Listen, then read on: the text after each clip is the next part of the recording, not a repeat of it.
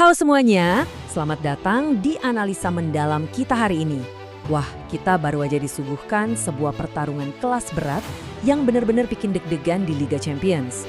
Hari ini kita bakal membedah tuntas bagaimana Paris Saint-Germain sukses menaklukkan Bayern Munich di kandang mereka sendiri, Allianz Arena. Ingat ya, ini bukan sekedar soal siapa yang cetak gol. Ini adalah cerita tentang eksekusi taktik tingkat tinggi yang sukses ngebawa PSG ngamanin tiket ke final Liga Champions 2 musim berturut-turut. Jadi, siapkan diri kalian karena kita akan langsung terjun melihat apa yang sebenarnya terjadi di atas lapangan dari sudut pandang strategi. Oke, biar gampang kita bedah 5 poin kuncinya hari ini. Mulai dari tiket ke final, pergeseran taktik cerdik Luis Enrique, rekor gila Kvaratskhelia, dominasi statistik Bayern, sampai ke, ya kalian pasti udah nebak, kontroversi wasit. Poin pertama, tiket ke final. PSG sekarang resmi bakal menantang Arsenal di partai puncak. Setelah main imbang 1-1 di leg kedua ini, Les Parisiens berhak melaju dengan kemenangan agregat tipis banget 6-5. Lolos ke final secara back-to-back ini bener-bener ngebuktiin kalau mentalitas mereka di level Eropa udah makin matang.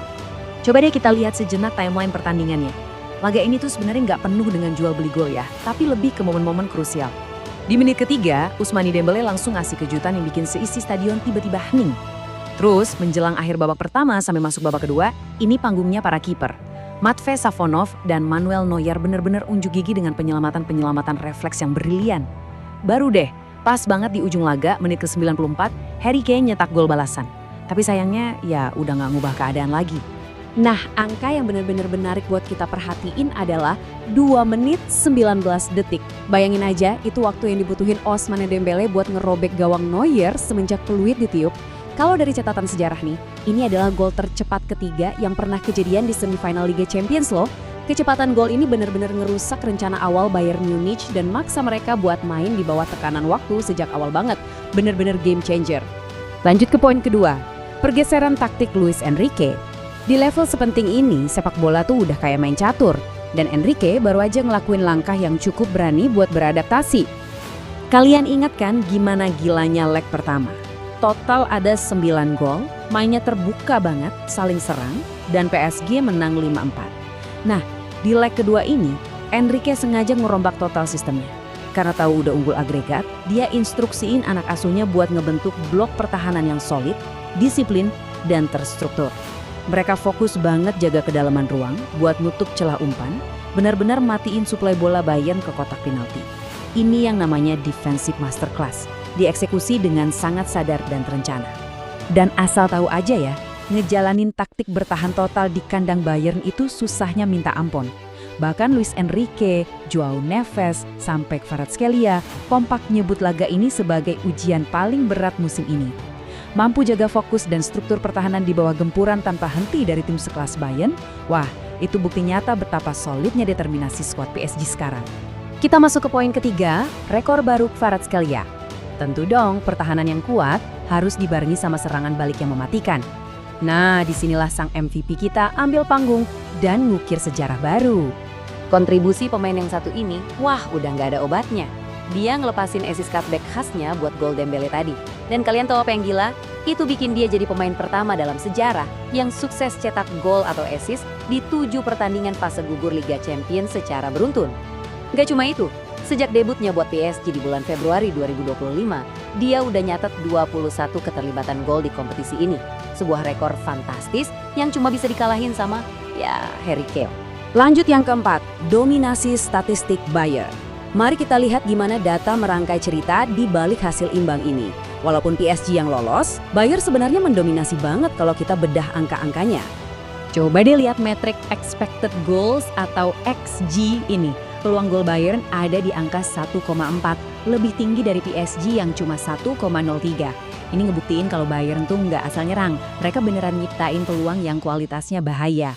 Tapi ya itu tadi, karena efisiensi pertahanan berlapis PSG yang luar biasa, metrik positif ini gagal diubah jadi gol kemenangan buat Bayern. Ketimpangan ini juga kelihatan jelas loh dari total tembakannya. Bayern ngelepasin 18 percobaan, sementara PSG cuma 15.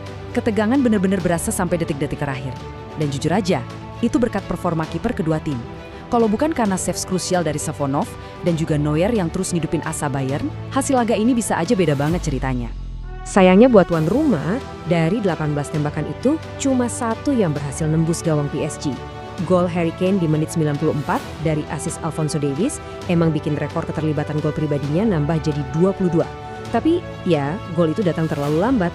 Istilahnya too little too late untuk nyelamatin nasib Bayern.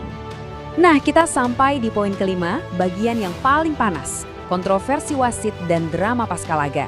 Di sini kita bakal netral ya, murni menyampaikan pandangan kubu Bayern berdasarkan apa yang terjadi dan komentar di ruang ganti. Oke, titik didihnya ada di momen krusial ini. Kubu Bayern nuntut penalti waktu sapuan bola dari pemain PSG, Vitinha, nggak sengaja kena lengan rekan setimnya sendiri, Joao Neves, di dalam kotak penalti. Tapi wasit mutusin buat play on dan nggak ngasih penalti. Keputusan ini langsung bikin para pemain dan ofisial Bayern meledak marah.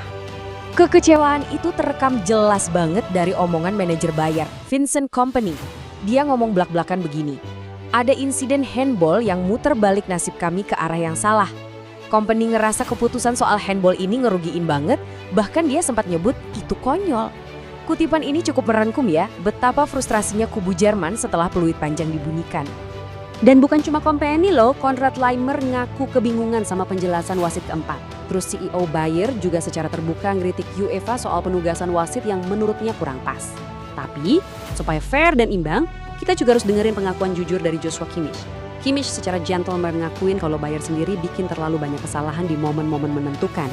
Sebuah refleksi diri yang bagus ya, nunjukin kalau kekalahan mereka bukan cuma salah wasit aja, tapi emang eksekusi timnya yang belum sempurna.